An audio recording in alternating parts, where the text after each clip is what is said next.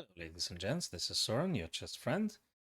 If we previously discussed about restricting the pieces in the end stage of the game, in the final stage of the game, now we are going to look at another type of restriction in the middle game this time, and we are talking about blocking the pawns or blockade. You're going to make a blockade. You're going to stop the pawn from advancing because in this fashion you will be restricting another piece that would like to move, therefore, hindering pieces developing and attacking you. For instance, practically speaking, in this tactical scenario, middle game we're talking about, because kings have been castle is not an opening and it's not quite an ending. We still have a couple of things to sort out here in the middle game. You probably notice there is a bishop on c1 that doesn't have too much of a career on the queen side.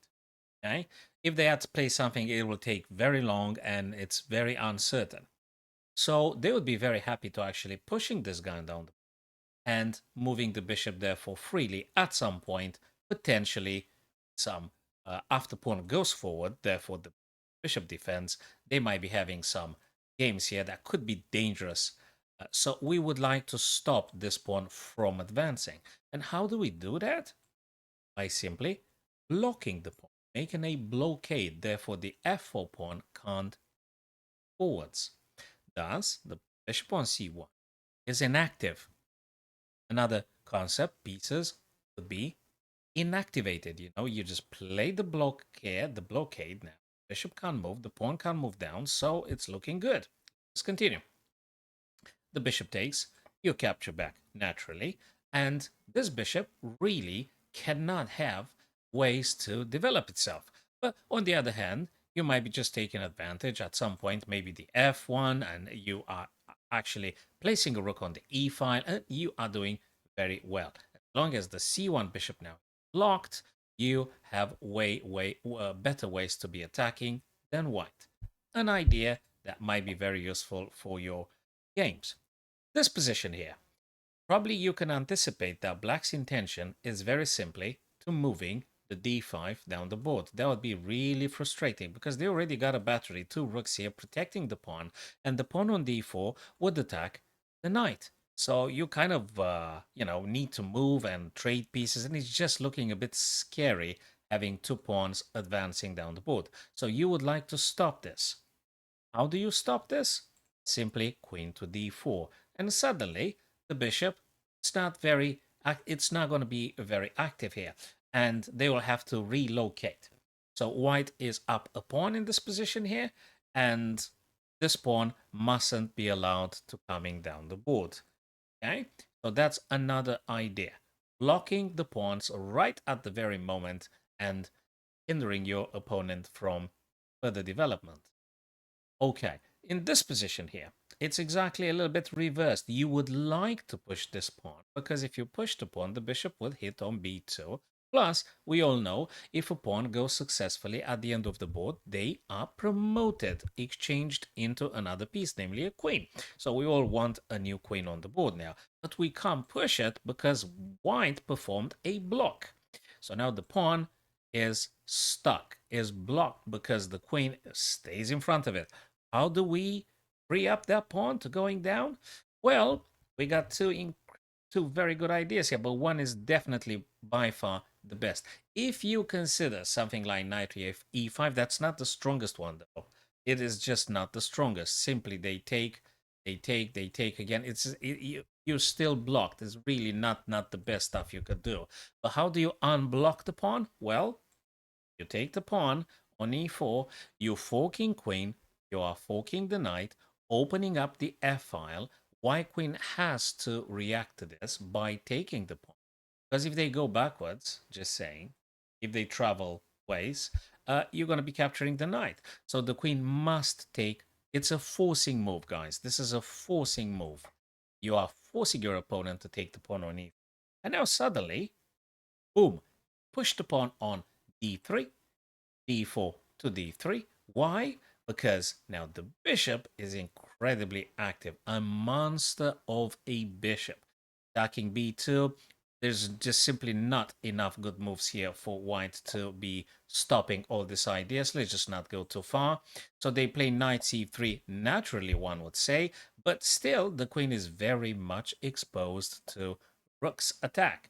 So you're going to play rook from f over to e1, covering the e file, which you definitely control at this stage now.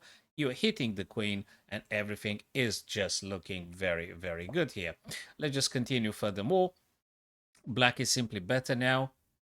You could play all sorts of good things here. The d3 is a passed pawn and closer to promotion. It's not just going to happen all of a sudden, but your pieces are way more active than white's, and you've got a nice passer on d3. Doesn't mean you're going to win instantly. You still have to do a little bit of work, but the position for black is just simply looking better here.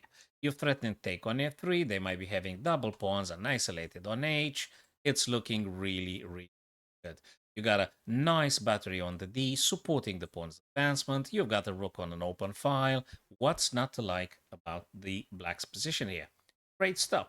So let's just do maybe one more exercise together, guys. Now, if you consider this position here, probably you're able to understand that white's position requires them to push one more time. And that would be quite problematic for black, because if we allow white to push, you notice they've got a bishop, a rook, and another rook. So they got three pieces ready to support the pawn's advancement. Now, mentioning that that bishop would be also very strong on that diagonal, and you got another issue that you got to be considering here. So we need to perform a block. We have to do the pawn blockade. If we don't do it, we're going to get in trouble. We got to stop this pawn from moving down the board. Very important. We're not going to play the queen because the bishop's going to take the queen, so I have to play the bishop now. Okay, we are blocking the pawn on d5. Very important. Do not allow those pawns to gain more space, seize territory, activating their pieces, further development. You need to hinder that to your opponent and do not allow them to show you what they can. Okay, so that's what's about in this particular type of concept in the middle game. Locking the pawns right at the very time here. Should we continue with this exercise? Bishop takes, probably you know, you've got to take your stuff back. Okay?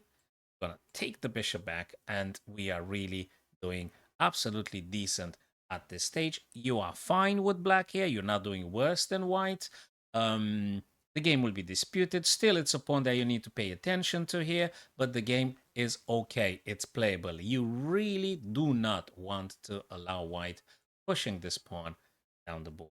And when you'll be having this kind of issues, you just simply just move the rook from C over to D, and that's what it is. You keep playing in the current position, blocking the pawn on d5.